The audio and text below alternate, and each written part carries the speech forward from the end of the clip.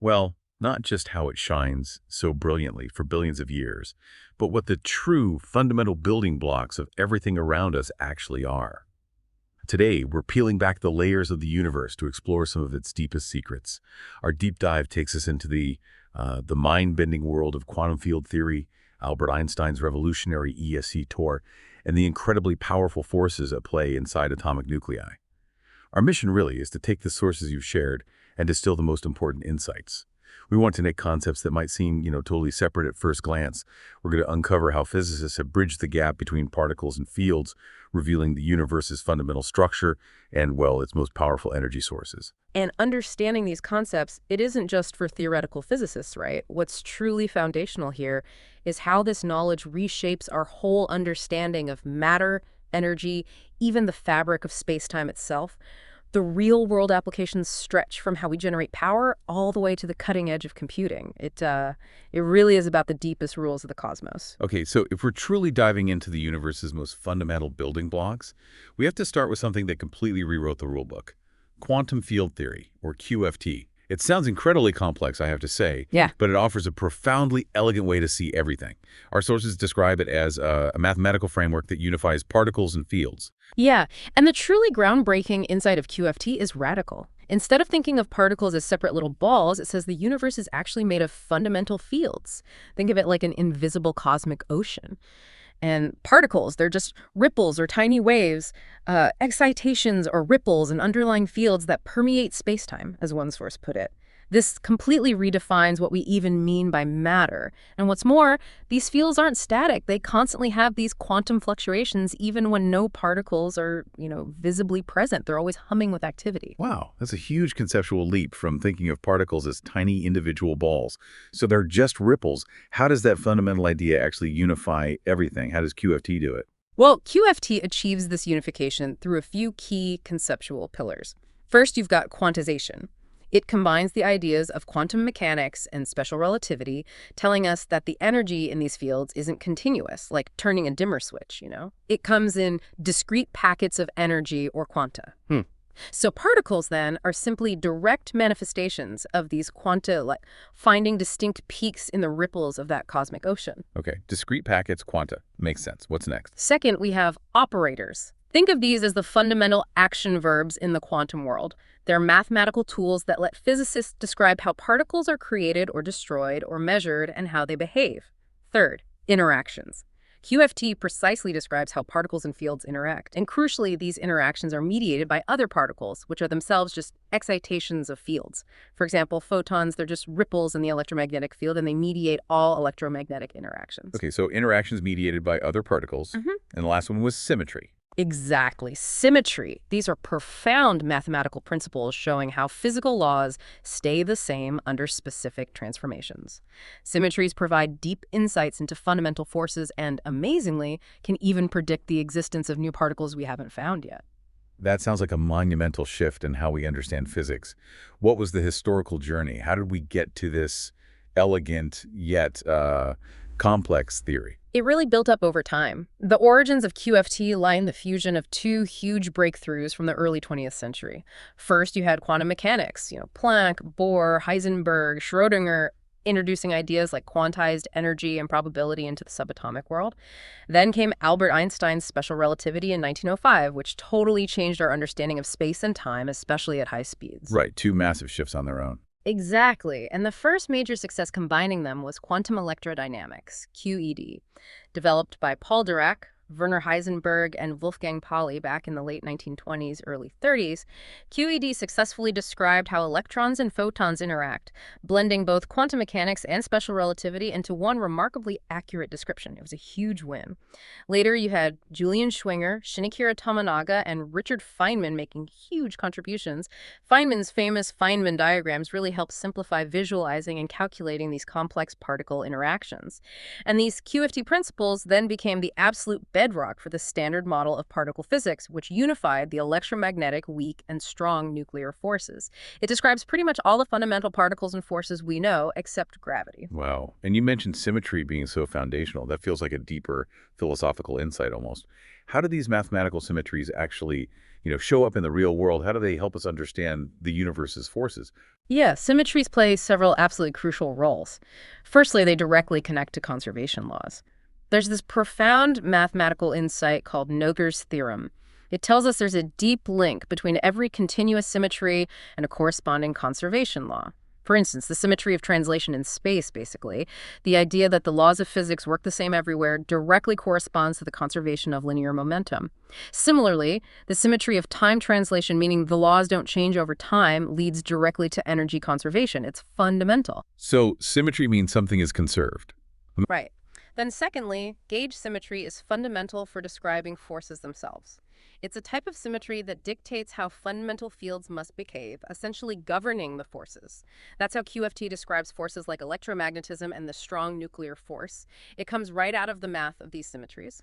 Thirdly, Lorentz symmetry is deeply baked into QFT. It ensures that the laws of physics remain unchanged under boosts and rotations in spacetime.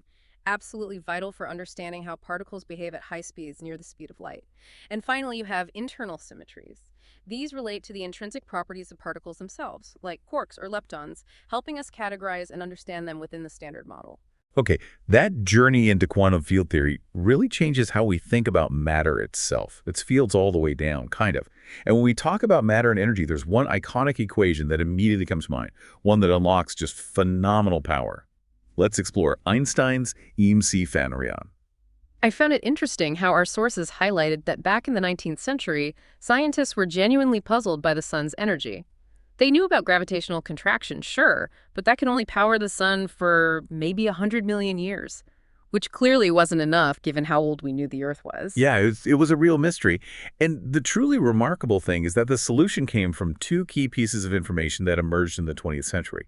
First, understanding the structure of the atom's nucleus, and second, the really astonishing realization that mass can be converted into energy. And that's where Einstein's EMC family comes roaring in. So what does this incredibly elegant equation truly tell us? Well, at its very heart, EMC is Einstein's breathtaking revelation that mass isn't just inert stuff, it's actually a potent, concentrated form of energy itself.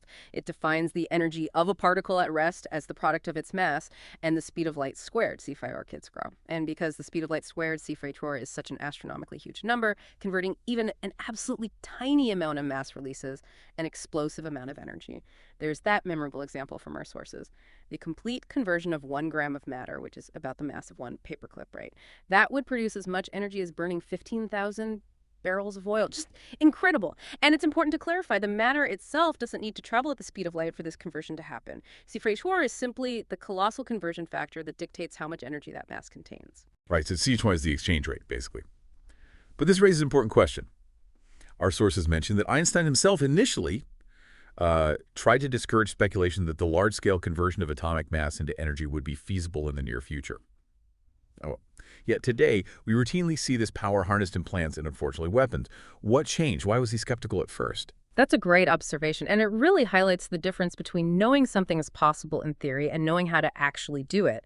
Einstein, back in 1933, famously stated something like, "There is not the slightest indication that nuclear energy will ever be obtainable." Now, while a lot of this science was known back in the 30s, as the source says, Einstein lacked the technical details of how a nuclear chain reaction could work.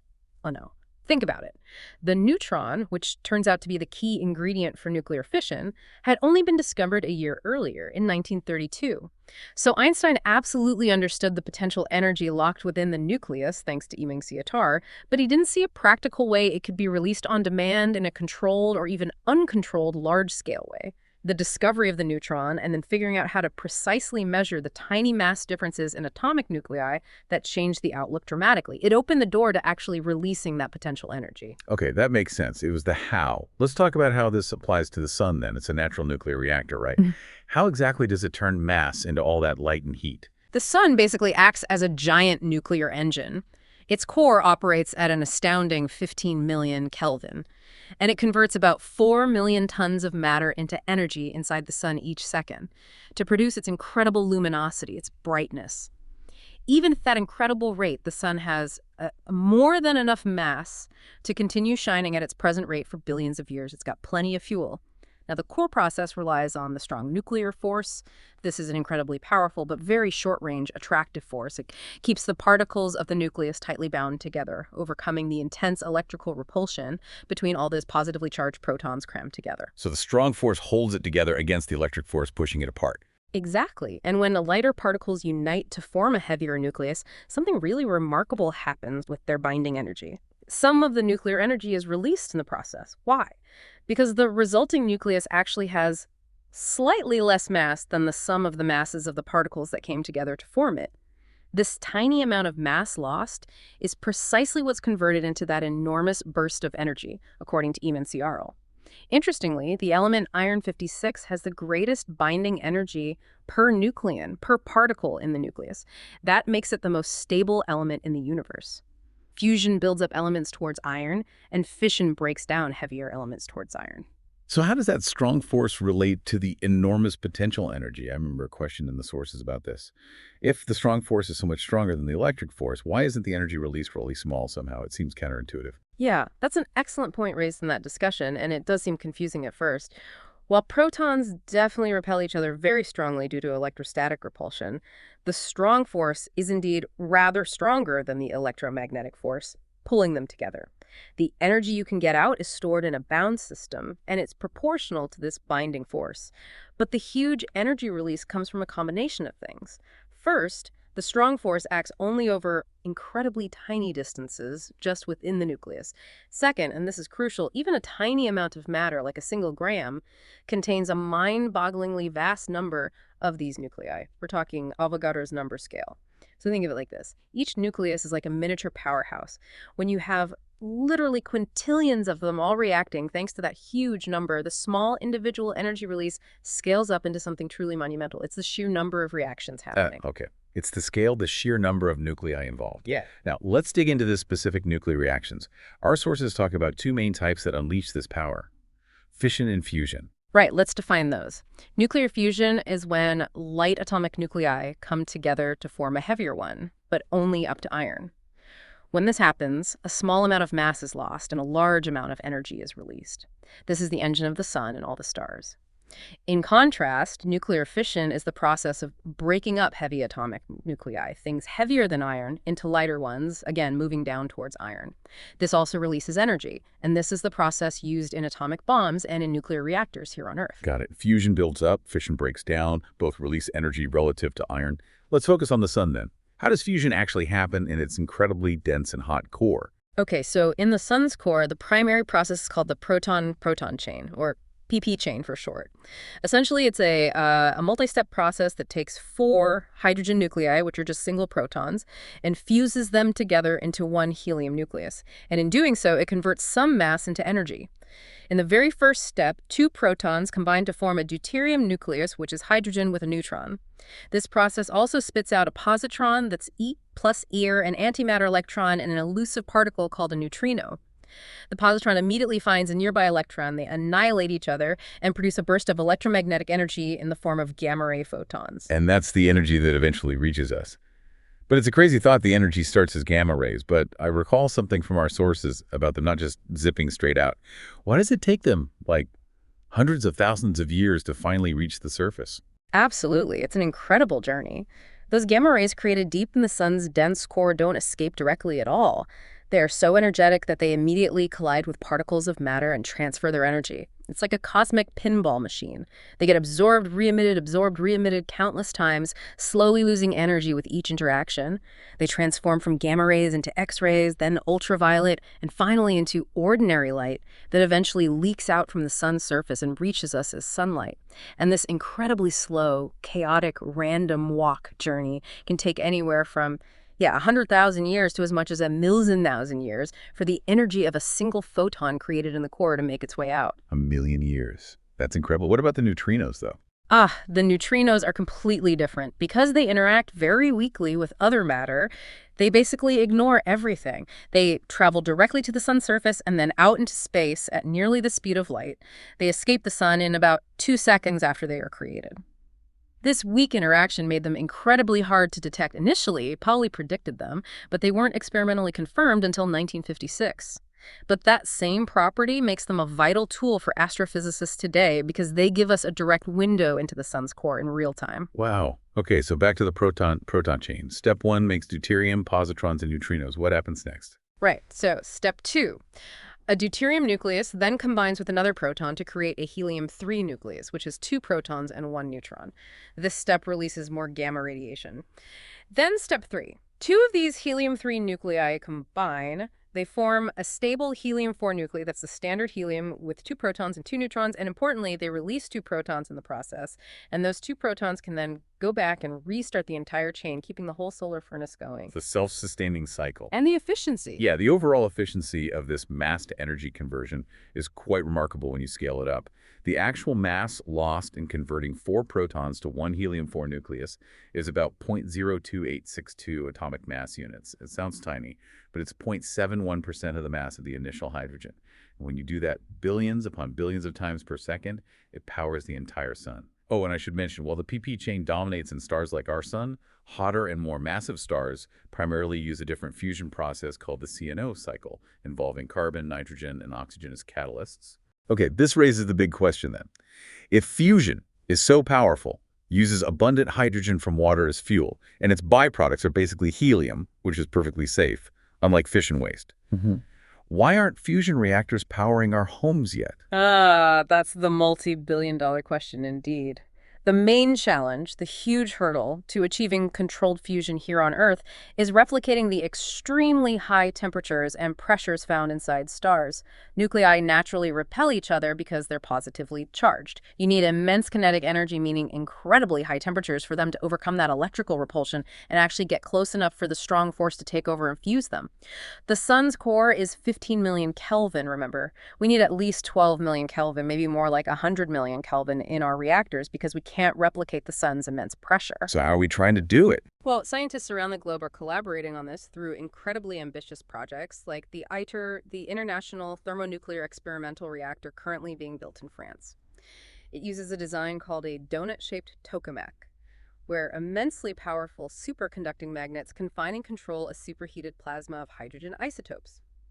ITER's really ambitious goal is to be the first fusion device capable of producing 500 million watts of fusion energy for up to 1,000 seconds. That would be a massive leap. To put that in perspective, previous experiments might have produced, say, 15 million watts, but only for a second or two, and they often required way more energy input, like 100 million watts, just to create the conditions in the first place. So ITER aims for a net energy gain, producing significantly more power than it consumes. It's a massive engineering and scientific challenge, but the potential payoff, clean, safe, virtually limitless energy, is truly transformative if we can crack it. Absolutely. Okay, let's shift back to quantum field theory for a moment. Its impact isn't just theoretical, right?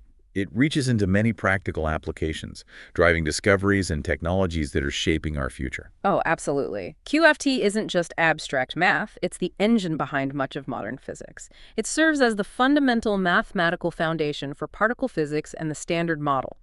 It allows for incredibly precise predictions of particle behavior and interactions, which are then tested experimentally. It's also absolutely critical for high-energy collider predictions.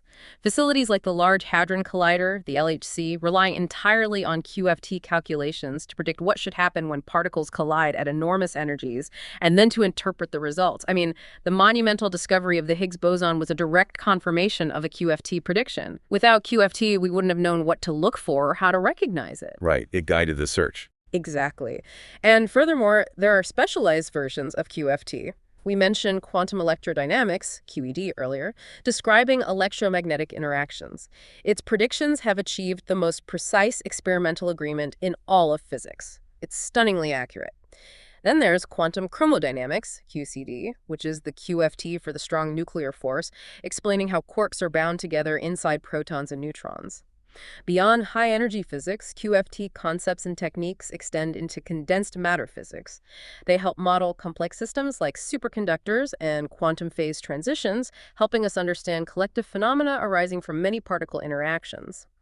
And in a really exciting emerging area, quantum computing and algorithm development, researchers are applying QFT principles to develop new quantum algorithms specifically designed for simulating physical systems, like molecules in quantum chemistry or novel materials. That sounds like where Blue Qubit, the company mentioned in our sources, comes in.